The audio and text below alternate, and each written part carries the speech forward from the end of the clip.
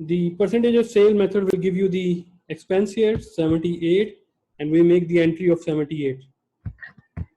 The aging method give you the balance or the amount of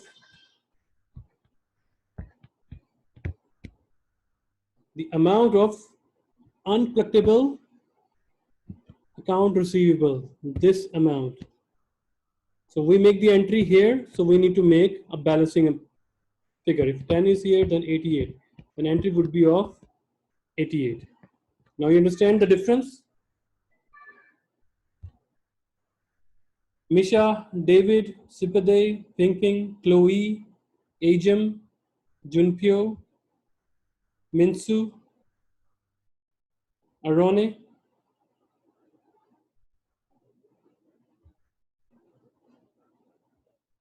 Yeah, good enough. Well enough. I'll do the homework and then I'll understand it for sure. Okay. Now it's time for you to have the illustration. We'll do it together. So I'm going to give you 5 minutes to read all the questions so that you understand that, and then we try to solve it together. So I'm going to pause the video here so that everybody, read all this illustration, and we save time as well. Okay, guys. So let's read it together and solve it. On November 30, High Peaks party planners had 34,000 balance in account receivable, 3,000 credit balance in allowance for uncollectible accounts. During December, High Peaks party planners made a credit sales of 159,000. December collections on account were 130,000. Write-offs of uncollectible receivables totaled 2,700. And uncollectible accounts expense is estimated as 1% of sales. Right? Generalize the sales. They made a sales 159. So what is the entry of generalizing the 159,000? Entry would be accounts receivable to sales, simple.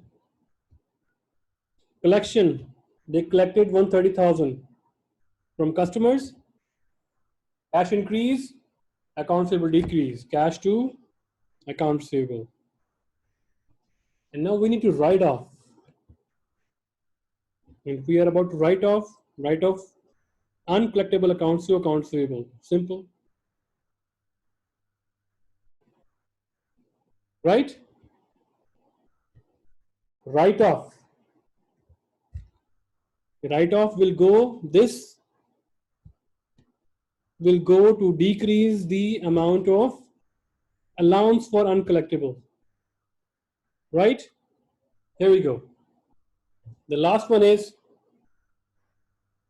the uncollectible expense is estimated as 1% of sale. So 1% of sale is how much? 1590, right? And this is a percentage of sale method. So this is expense. So how we are going to create allowance? Entry is uncollectible expense to allowance for uncollectible expense, right? Simple. And if you make the T accounts, simple. 2,700 is the write-off. This is the new allowance of the sales, and this is the total balance. And what happened to the account receivable? This much is not going to pay us, so we charge it to allowance, right? And we have to make another expense. Expense is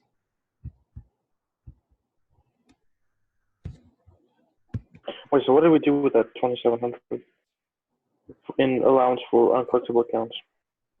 It's just there.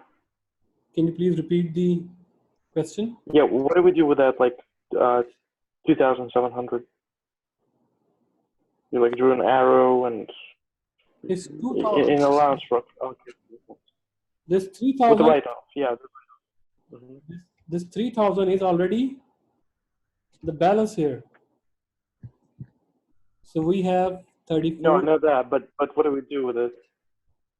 what do we do with this? We just write off. Mhm. You see here, we write off, we decrease the accounts payable 2700. We decrease the accounts payable and we decrease our allowance as well.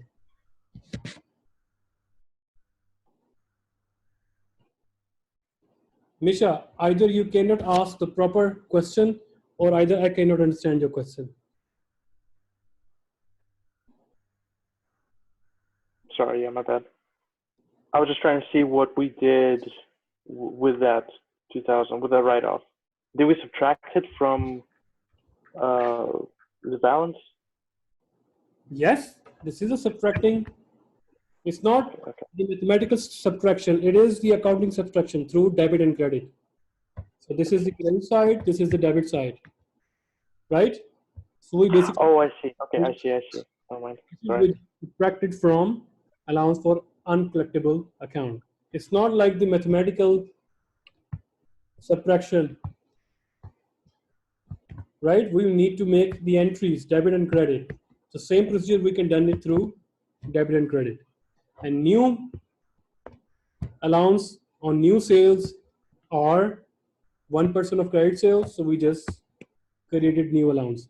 So every time we sold, 1% of credit sales belongs to allowance for uncollectible. For December, January would be another, February would be another entry, right? It's like that. Understand? And the B part, the net realizable value, account receivable minus the allowance, answer would be 58,410. So everyone understand that? Ping ping. Yes, sir. Minsu, are you here? Yeah, but I missed most of the concepts, so I think I need to take it again. Okay, no worry. You can ask after the class, or you can just watch the videos. It will be good for Yeah, you. I think I'll watch the video once again. Okay. The best way to understand it is to do the assignment. It's easier. Okay. Okay. Let's see that. So how we are going to show it on balance sheet? Simple. Accounts receivable less the allowance. This would be our net realizable value or net accounts receivable value. Simple. Okay, direct write-off method. So which is record expense when specific customer account proved to be uncollectible, which means you don't need to create no requirement for do not create that. Whenever uncollectible happens, just charge it to account receivable. That's it. But that is not a smart management. So that's why it is not required by law. The generally accepted accounting principles, it says that it is not permissible for you to have a direct write-off method. Set up allowance so that your planning is not disturbed. In this case, planning is disturbed because whenever this happened and you were expecting that, okay, I'm going to be receiving this 10,000 from customer and then I'm going to be using that 10,000 to pay off my liabilities. And what happened? 5,000 is uncollectible.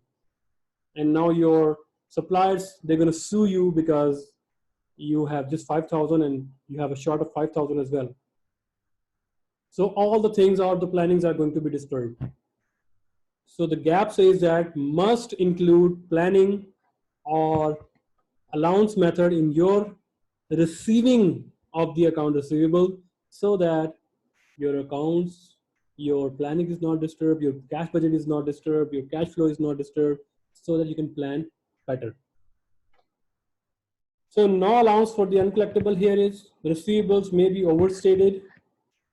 For example, you write it down that accounts receivable are 10,000 these are inflated or overstated. Why? Because maybe 2000 is not going to be receivable, and in order to show your increase in assets, you write it on full value, and that is also create a problem that is not according to law. It creates misrepresentation of the statements, or we call this a new word,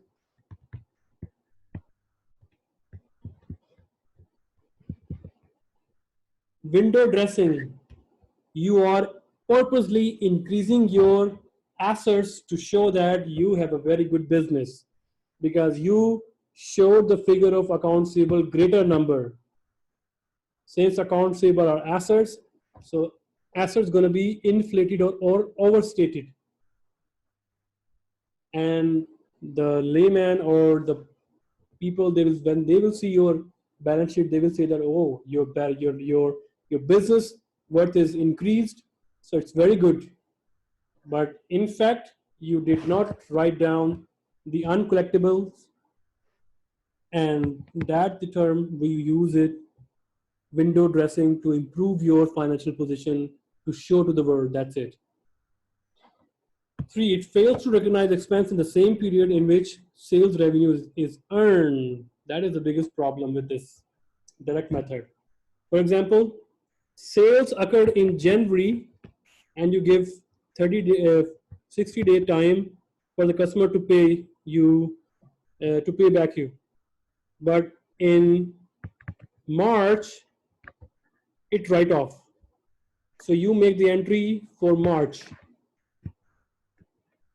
So your January balance sheet will show that your accounts payable is good, your assets are good. But in March, you will say that your accounts payable is decreased and your income statement is decreased because of this expense. So that principle, that the expense and revenue matching principle is not applied here. It should be decreased here in January because that belongs to January sales. So in that case, it fails to recognize, or it fails to apply expense and revenue recognition principle of accounting as well. So that's why GAAP, the law, which is generally accepted accounting principles, they don't allow you to have a direct write-off. Plus, only for tax purposes you are allowed to use write-off method, direct write-off method. That's it. Only the tax department gave you relief or gave you this facility. Whenever you want to submit the federal income tax purposes, you are allowed to decrease direct write-off. That's it. Guys, you understand that?